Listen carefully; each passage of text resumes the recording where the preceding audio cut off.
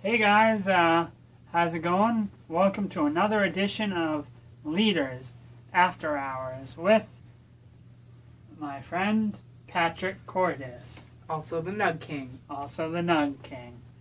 So, Patrick, what are we going to be talking about today? Today, if you didn't know by the title already, we're going to be talking about coffee, because I am also the coffee connoisseur. Yep. So, what are some favorite types of coffee you have, Patrick? You see, you got me there. Because there's no such thing as a bad coffee, unless you go to Cumbies. Cumbies coffee is always just bad coffee. Oh, boy. But if you go to Dunkin's, if you go to Starbucks, Gourmet Donuts, anywhere else but Cumbies is like, okay. But my favorite coffee flavor, currently, I'd have to say, is Thin Mint Iced Coffee from Dunkin's. Like, yes, that is the best coffee flavor they've had since Fudge Brownie like a year and a half ago. And there's actually a funny story about that, isn't there?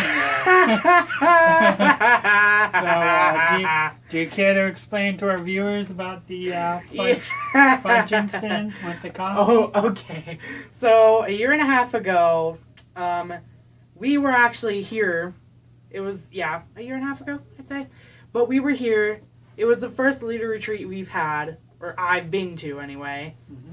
And this person was my accountability person. Yeah. So we had our first meeting in this room. And he got us both, at the time it was Fudge Brownie, but the seasonal coffee, the Fudge Brownie iced coffee from Dunkin's. So after we had our meeting, we had to go back over to the cafe, which is a different building here on campus. Mm-hmm. So I left my coffee right here. You can't see it, but there's a closet door right over here. Mm-hmm.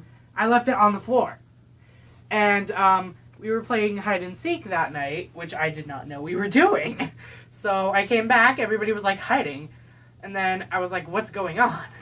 And then Chris here decides to hide in the exact same closet that my coffee is right in front of. So when he goes to open the door, it spills everywhere. And the stain is still there. It is. Like, you guys can't see it, but it's still there. It is still there. So, yeah, so that was kind of a funny event. And that was right around the time I had been heading home. So it was kind of a let's do whatever night. Yeah. And then let's spill coffee night. Which is still there. It's still there. There's always going to be a little piece of me here. There is. Even when I leave. Whether you like it or not. Whether I like it or not. They've tried to get that stain out before. Mm-hmm. It just doesn't want to leave. Oh, yeah. Oh, yeah. Yeah. So, Chris, I have a question for you. Yeah? What's the question? What's your least favorite coffee? Well, I like coffee in general, but I'm a little polar opposite. I don't like Dunkin's coffee. I don't. Call me crazy, but I don't like Dunkin's coffee. I think it's burnt water. You're crazy. Well, that's what they tell me. Do you love Cumbies coffee? I don't mind it. It's cheap. But out of all coffees, I rather home-brewed coffee. Oh, yeah. I like my coffee in the morning with my devotionals, and, yeah. I drink this coffee that you brew. It's Cafe Bustelo. It's like a Spanish coffee. But it's good, and I bought a whole thing of it, so I'm only paying once to make as much coffee as I want. Okay. You have spoken of the forbidden coffee. The forbidden coffee, yes, huh? The forbidden coffee. There is such a thing, just like how there was a rule book for nuggets. Do tell, Patrick, what is the forbidden coffee? The forbidden coffee is home brew. Really? The forbidden coffee is home brew. How? Because no one knows how to make a perfect home brew coffee. Because everybody makes their own coffee different ways. This is true. So there's no true way to make a homebrew coffee. That's why you get coffee at stores, because then there's one true way to make it, but because it's already pre-made and you can just customize it. Here's a question. Is it subjective or objective? It's objective. It's kind of like Dunkin's. like the coffee is already pre-made. You can just customize it. There's one set way that they make the coffee, but you can just customize it to add different flavors that they have. So they do have one coffee that is like their special coffee, but like, you know, you can add your flavors, you can add cream, whatever. You can still make it your own, but it's the same like general basis of coffee. They still make it from the same exact coffee beans, the same exact everything. It's the same for each person. You just add flavors. Homebrew is different because homebrew, you get it from like anywhere. So there's no one true way to make homebrew coffee. This is true, but isn't that the beauty of it? Not really, because one time at my house, somebody decided to make their own coffee, and it tasted like absolute butt. But the next person did it with the exact same coffee, and it tasted absolutely beautiful. Well, true. So there is more ways than one to skin a cat. It's an expression. Why are we talking about cats? This is about coffee. Right. I forget. I'm This is. You would say grind the bean, not skin the cat. Right, but do you understand the reference? Yes. Okay. So yeah, I mean, coffee is a tough one. Some people like it dark, some people like it light, some people like to load it with sugar. Personally, I like to drink it black. Black. Yes. Black. Black coffee. That's another forbidden one, by the way. Is that so? Wow, call me a forbidden person, because I love me some black coffee. You're a forbidden person. Yes, speaking of loading coffee with sugar, there was this one time where I had to get Cumby's coffee. I know, call me crazy, but I had to get Cumby's coffee. Okay, you're crazy. Okay, but I had to get Cumby's coffee because I was poor and I couldn't get Dunkin's. But anyway, when I got there, it was a free coffee day. Those are good days. They are. But I didn't know that at the time. So they told us, we walked in and we saw the sign that said free coffee day. And they were like, every week on this day you get free coffee from blah, blah, blah to blah, blah, blah. And then like, there's a set time frame. It's like from like noon to like 6. Free coffee. Yeah. For everybody. And I was like, oh, okay, cool. So I don't gotta pay money. So I was like, I'll try it once because I don't gotta pay for it.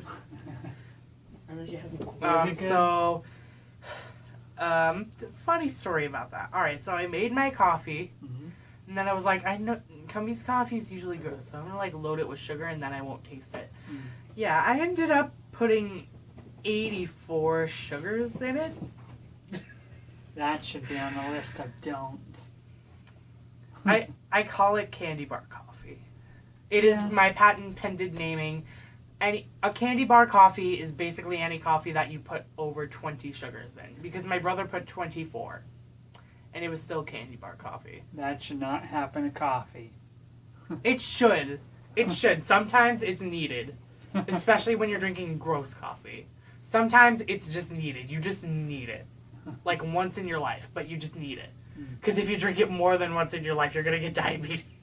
Got the diabetes. But once in your life, it's okay. You won't die. Oh yeah, this is true. Once in a life, I guess. So, I have another question for you. Alrighty, what do you got, Patrick? So, we were eating Wendy's nuggets today. Yeah, we were. So, I have an interesting question for you. We were talking about nuggets in the last video. So, have you ever tried dunking your nuggets in coffee? That's just blasphemous. Why would you do that to coffee? I don't know. Why would you do that to nuggets? Exactly. But we're not talking about nuggets in this video. This video is coffee. Yes. This video is coffee. Oh yes. Alright. I have one last question for you. So what's your last question? Alright. Final question time. My final question for you is, because I didn't ask you what your favorite was, what is your favorite coffee? Well, I don't particularly have a specific type, but I like dark coffee, and, well, I like the stuff I buy, Cafe Bustelo. Although one drink I liked when I was drinking sugary stuff is a macchiato. Never had one in my life. They're quite sugary, and I can imagine. they come with like 2 espresso shots in it. Oh. And with coffee in it, of course, like regular coffee. Yeah. And then some. They put some like either skim milk or whole milk, whichever you choose, on it. And then they put like whipped cream on top of it. Yeah, it's very sugary though. If you're not one to drink, if you're not one for sugars, I wouldn't recommend it because you'll get kind of the sugar crash towards the end of the day, which nobody likes. It's not a candy bar coffee. True. But it's not a regular coffee. True. It's a gray area. Don't try gray areas with coffee. Ever. Unless you're brazen. Then Don't ever try gray areas with coffee because gray areas are uncertain with coffee. Yeah. So, Patrick, my question to you is, when did you first develop a love for coffee? Oh, I love this story. Haha. Alright, so I believe it was my first time ever coming to campus, not to homework time or youth group in general, but to campus. Right. At the time, I had not met Clarissa, which is one of the staff on campus. If you're new to this whole series, she's one of the staff on campus. Yeah, I met her for the first time because I was coming here for like about 2 weeks before I met everybody, and this was like a week ahead. Like, I was already kind of getting to know some people. I think I knew you, or I at least had met you. Possibly. I knew you. Like, we didn't talk because I was like, oh, him. We didn't talk This is at true. the time. It was quite a while before I was had very conversation. I was very much an introvert back then. Like, there was only a certain few I would talk to. Oh, yeah. But Clarissa was one of the few that I would talk to at the time. She also had an obsession for coffee. Not as much as she does currently, but a little bit. Right. She got a coffee like what? Once every like a week, which is normal. Normal. You don't want a coffee like every day like me, or every other day also like me. That's not okay, because then you'll actually get diabetes within like 3 years. That's not okay. Don't ever do it. I should probably stop now. I'm wasting all of my money. But anyway, back to the story. So, Clarissa was like kind of new at the time. She didn't really have an idea what she was doing, and I didn't really have an idea what I was doing either. But she was introducing me to new people that I haven't met, and she was like, "Do you like coffee?" And I was like, "I've never had coffee," because I was like 13 at the time, so I was like kind of new to the whole coffee stuff and like all the popular stuff. So she was like, "Do you like coffee?" And I was like, "I've never had coffee." And she was like, "Oh, I just thought I'd ask because everybody else here does." And I was like, "Oh, that's pleasant." Oh, yeah. So, yeah. We talked about how much we loved coffee, or how much she loved coffee, and how much I did not know about coffee. So I learned a little bit more about coffee and what it actually was, and what it did, and like all the flavors that they got. And ever since that, from then until like the week after, I was like, what is this coffee stuff? I need this in my life. So the next week I actually got one for the first time, and believe it or not, it was from Dunkin's. Yes. And this was also when they had fudge brownie. Yes. So I didn't know what was what, so they told me that they had a new flavor. And I was like, what is it? And they were like, it's called fudge brownie. Do you want it? And I was like, sure. So I should probably mention this now. I'm not much of a hot coffee drinker. I like my iced coffee because then you can actually taste it.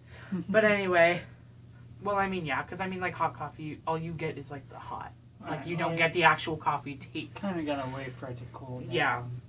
And then that just gets like gross because then it's like, ugh. Yep. But anyway, back to the story. I got a fudge brownie iced coffee, and then I went to youth group. It was youth group. This was back when youth group was in Winston and not in Hubbardston. Mm-hmm. So I went to youth group, and I walked in, and I saw Clarissa. And she was like, oh my goodness, you got a coffee? And I was like, yeah, why? She was like, I got one too. And I was like, oh my goodness. And then we were just like best buds about coffee ever since. And then I met Heidi. Heidi. Not this current Heidi that's here. Persistency? Persistency. Yes, persistency. Firsinity. Heidi Firsinity. Which, by the way, she liked the shout out. She said thanks for the Yes, shout she out. appreciated the shout out. Oh, yeah. Anyway, I met her, and she was also kind of an introvert. Like, she talked with people, but she was one of those, like, cliquey types. She was like, I'll stay in my group with the people I know. You can stay over there with the people you know. If we don't talk, like, we're good. That was her at the time. Yeah. But, I mean, I was like, you know what? I'm going to go talk to people now because I talk to people already, so why not? So I just stumbled upon Heidi because it was just a person I didn't know. So I was like, I'll meet new people. So I just happened to stumble upon Heidi, and I met her. And I was like, do you like coffee? Because I love coffee. And she was like, yes, I do. I love coffee so much. And I was like, I have found my new best friend. So that is how I grew to love coffee. Wow. Well, what a fitting end to this video. We've, in the last video, we talked about the Nug King and nuggets and food. In this video, the Coffee Connoisseur. Coffee. Yeah. Alright, well, we'll close this out With the host stabbing.